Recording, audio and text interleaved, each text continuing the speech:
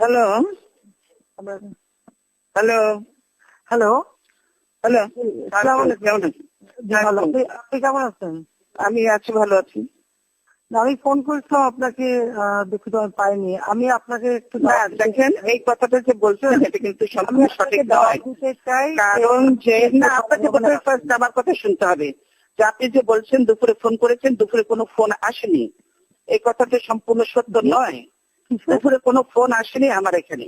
আমি আমার red phone তো আমার দীর্ঘদিন ধরে, বছর ধরে ডেট পড়ে আছে। তাহলে কি আপনার গভর্নমেন্ট চালান কি খবর রাখেন?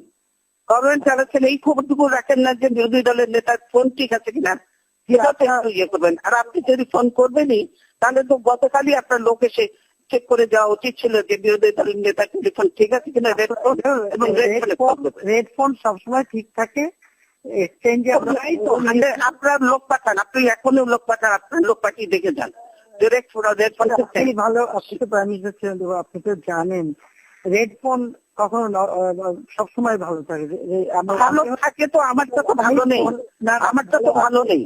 ভালো আছে, আমি যখন ফোন করছি না, কোনো দিন বাজিনি। আমি সেদিনও চেক করেছি। আপনারা যদি সত্য কথা না বলেন তাহলে তো চলবে না। রেড ফোন ঠিক থাকে এটা বিশ্বাস করতে আমি রাজি নই। আপনি যে সত্য কথা না বলার আমার কিছু নেই।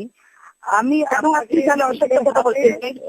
রেড টেলিফোনে বারবার ফোন করেছি দীর্ঘদিন ধরে হঠাৎ করে এখন মৃত ব্যক্তি জেগে উঠবে, তখন জেগে উঠবে। আপনার টেলিফোনে এত পাওয়ারফুল যে আপনি এখন ডেড ফোনটা জেগে উঠবে আপনার ফোনে। ঠিক আছে, যে কোনো কারণে আপনি ধরতে পারেন না। আমি ধরতে পারিনি না, আমি এখানে বসা, আমি এর মধ্যেই ঘুরি, ছোট্ট জায়গার মধ্যে আমি ঘুরি। এই ফোন বাজলে আমি না ধরার কোনো কারণ থাকতে পারে না, কেন ডেড ফোন বাজতে পারে না, বুঝছেন? এটাই হলো ডেট ছিল না, ডেট করে রাখা হয়েছে। ছিল আপনাদের কাছে গেছে, কিন্তু আপনারা তো ফোনের আমার সাথে কেউ কথা বলার লোক নেই। কাজে আমি কার সাথে কথা বলবো? কাজে এই ফোনটা সেজন্য আমি আগামীকাল দেখবো যে কেন আপনার ফোন এরকম ডেট ছিল, কোথা থেকে হলো সেটা দেখুন। ভালো কথা, যদি ভালো কথা। আমি আপনাকে ফোন করলাম যে আপনি যদি আগামী 28 তারিখে সন্ধ্যায় গণভবনে আমি আপনাকে দাওয়াত দিচ্ছি। আপনি জানেন যে আমি ইতিমধ্যে বিভিন্ন আমাদের রাজনৈতিক দলের নেতৃবৃন্দের সাথে আলাপ আলোচনা করছি আগামী নির্বাচন সম্পর্কে। আমি আপনাকে দাওয়াত দিচ্ছি আমার গণভবনে আসার জন্য। আপনি সেটা তো আপনি বলবেন। আমার সঙ্গে বসে রাতে একটু খাবার খাবেন। না, আমি খাবার খেতে রাজি আছি, কিন্তু 28 তারিখ আমি যেতে পারবো না, আমাদের হরতাল আছে। 29 তারিখ 6টায় আমার হরতাল করেন।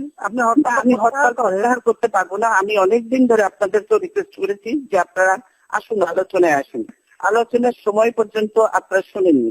কাজে আমার হরতাল পার হওয়ার পরে আপনি ডেট দেবেন, তখন আমি চিন্তা করতে পারি। 29 তারিখ 6টা পর্যন্ত আমি বেরোতে পারবো না।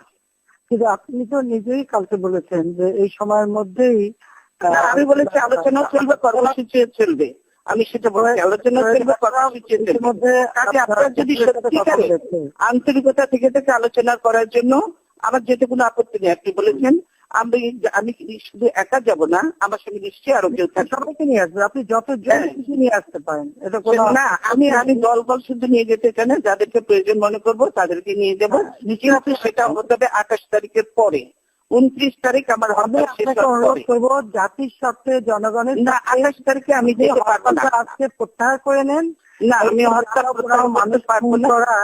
এই যে মানুষ ফোন আপনারা করে আপনাদের হারাম গান পাউডার দিয়ে ইয়ে চালানো আপনার বই হচ্ছে, আপনার ভাই বলেছে যে গান পাউডার দিয়ে বাচ্চা আগুন দেওয়া আপনার নির্দেশ হয়েছে।